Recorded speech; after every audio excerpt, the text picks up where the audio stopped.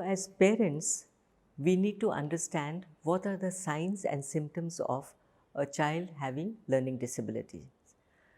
Now, here, when the children are younger, so it is quite easy to spot if we become aware of these difficulties.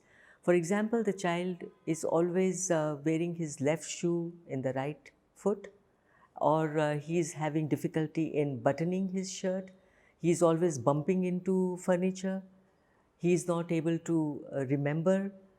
And when you give an instruction, say not one instruction, like two instructions, for example, go to my table, open the drawer and take out the blue pen. So here you have given him three instructions, so child may not be able to remember that. So these are some very, very basic signs which show that the child may have, we call these children at risk. If we attend to them now, so maybe we can help him to not have the learning disability. For older children, when they start writing, that is the time when we understand that he may have this problem. This is a sign that he is writing B, letter B as letter D, N becomes U, M is inverted and it becomes W. When he is writing, his sentence will start not with the capital letter but with small letter. He uses small letters and big letters together. There is no punctuation. He forgets to put the full stop. So that is another sign that he may have learning disability.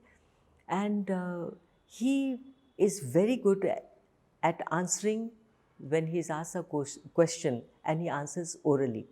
But when it comes to writing down, he has a difficulty. He knows the answer, but he is not able to recall. His memory, the long-term memory, may be affected.